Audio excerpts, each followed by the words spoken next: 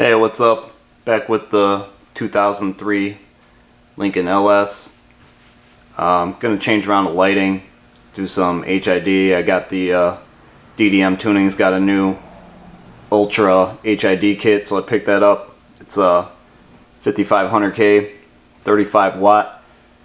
Right now I'm running, I've got 5000K. It's a DDM tuning kit, 35 watt for the headlights.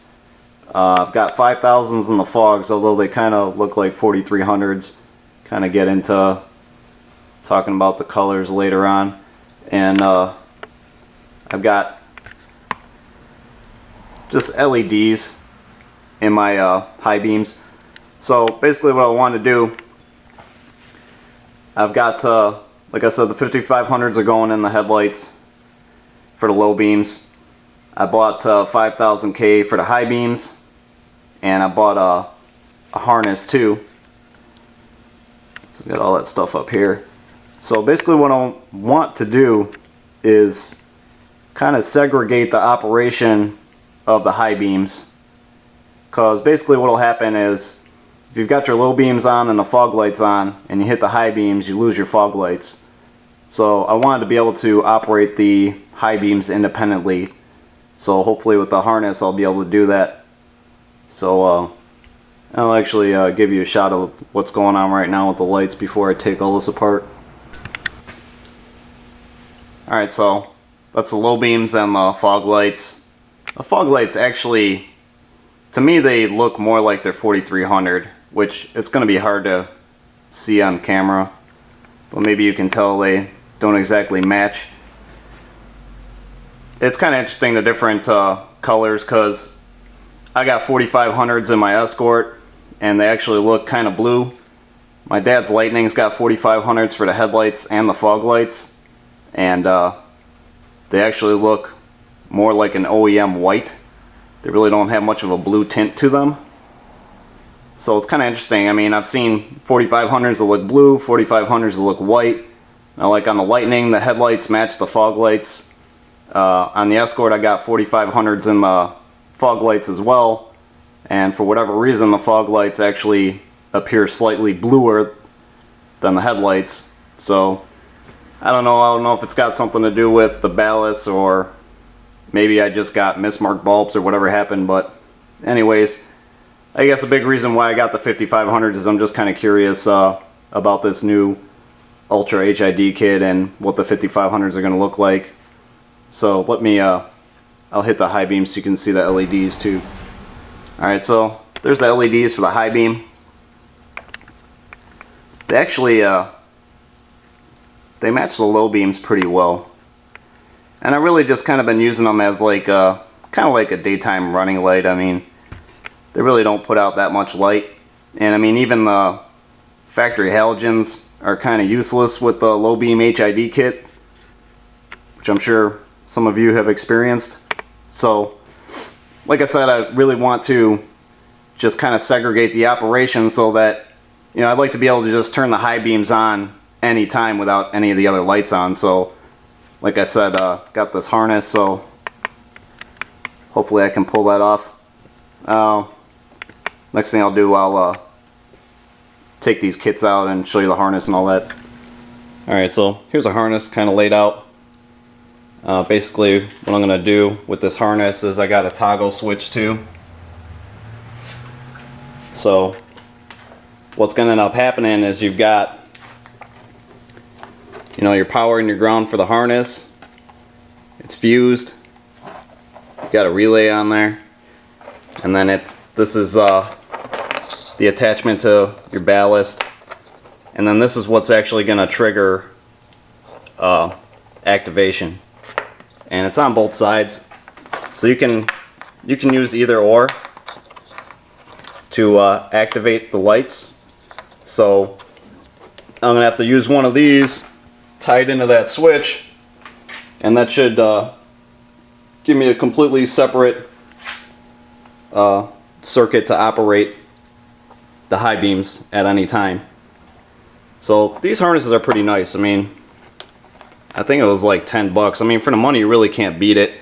And even getting into, like, if you're looking at doing You know, like my Escort takes a 9007, and if you're debating like just doing the low beam or getting the high-low kit, I would actually recommend the high-low kit, because the high-low kit basically comes with a harness kind of built into it, and to me the harness is really the way to go. It's for the money you're going to spend, it's going to make it that much better. So yeah, if you've got a high-low bulb that you're looking at doing, I would definitely look into getting the high-low kit. I think it's worth the money. Alright, so here's the Ultra ballast. It says 35 watt. It's pretty nice. It actually, I don't know, looks pretty similar to DDM's old school Raptor ballast. It's got this built-in bracket. Pretty nice setup. And like I said, I got the 5500K. These are supposed to be some kind of premium bulb. And then these are the 9005s for the high beams. I don't know how much of a difference there is between these bulbs, but I guess we're going to see. Alright, so we'll start going through this. You know, on this vehicle you have to pull the headlights out, so try to take you through that step by step, show you how to do that. It's not really that difficult, it's kind of time consuming. Alright, first thing I gotta do is get this off of here, and this plate down here as well. There's air temperature sensor, some different kind of clips. These up top just kind of, you just twist them.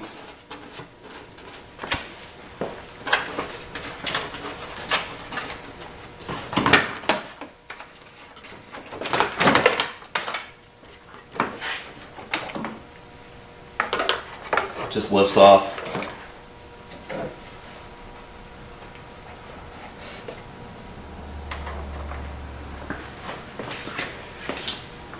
Now moving down here, you need a couple tools for this. Got a little screwdriver and a fork tool. So there's like a little pin inside of these push clips. Just want to push it down.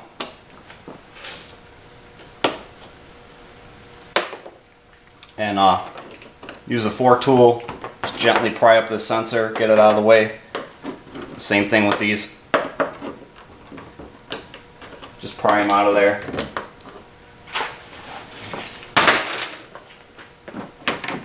And this will just slide out of here.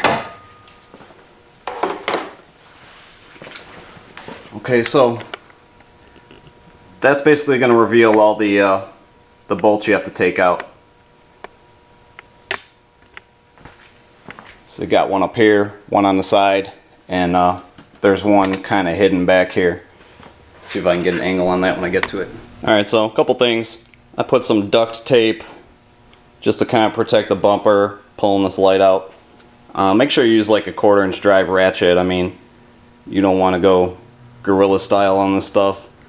These things are kind of fragile, and that lasts. So you got the 3 mounting bolts I already took out, or 2. Third one's down here, if I can see it. It's down in there. So got the long extension, and then you're probably going to want to use you might need a magnetic pickup tool for this too. Alright, so with that last bolt out of there, it's got this little kind of like plastic clip. So you're just going to kind of pry it forward and it should pop out of there. There's kind of a ridge underneath the headlights, so you're going to kind of have to tweak it around to pop it out of there.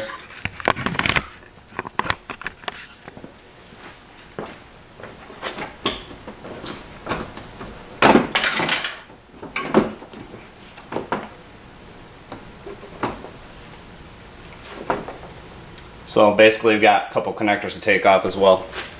Alright, so when you get the headlight assembly out, you're actually going to need T20 Torx to get these little plates off of here. Just a couple of them.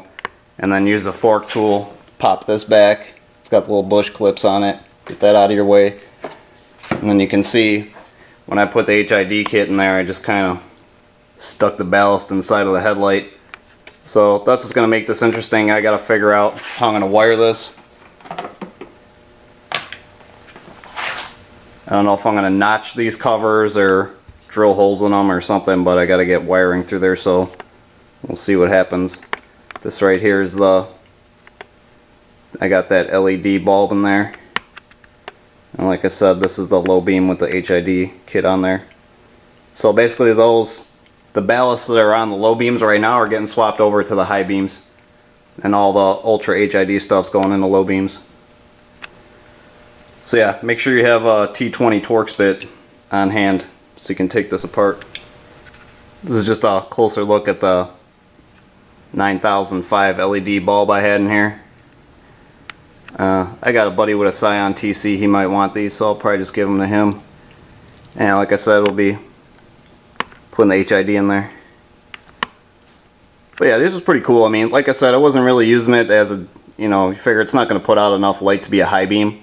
But it just kind of looked cool, you know, as almost like a daytime running lamp. Okay, this is the 9005 high beam. And you see it comes with these different size, they're almost like O-rings or whatever. You're going to put on the bulb itself. So usually what I'll do, I'll start with the smallest one. It's probably this one down here. And see if it fits okay or not. And then it's just a process, you know, you just roll it down on there. Plug it in, see if it fits snug enough or not. And then something I do on other HID kits, I mean, I might actually use this grommet setup this time if I cut holes in there. But sometimes this thing is just a huge pain to deal with. So like when I did this kit originally, I just chopped that off of there. So I mean, if you take your time using some scissors and being real careful not to hit the wires, you can separate this harness and kind of get all this junk out of your way. If that's the way you want to go. Like I said, I might actually use this time, so we'll see what happens. Alright, so after messing around with this, I think I'm just gonna use 2 slim ballasts. So what I ended up doing is my Mustang's got some DDM slim ballasts on there. So I took those ballasts off. I've actually got both of the slim ballasts inside of here, one for the low beam, one for the high. Now to activate the high beam through that harness, it's gonna have to come out the back side, which I'll show you on the other one, but I just kind of wanted to go over this harness a little bit. I got the harness laid in here. Here's the fuse. I'm going to tap into the hot side of this fuse panel, and I just grounded it to the fender.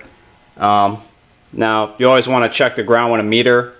You know, I put the red lead on the power right here, put the black lead on, and got 1250, so I know I got a good grounding it right there. Just something you want to double check, make sure everything's going to work.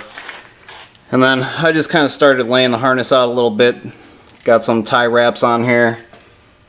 Haven't really finished this side because I want to fit the headlight in and see if everything's going to work. And then on this side, this is where I'm going to be running the switch off of this one. So on the other side, I just wrapped this open end with electrical tape to seal it off. And same thing on the inside of this for the high beam connector. I just wrapped that up. I'll show you on this one when I do that. So yeah, it's coming along.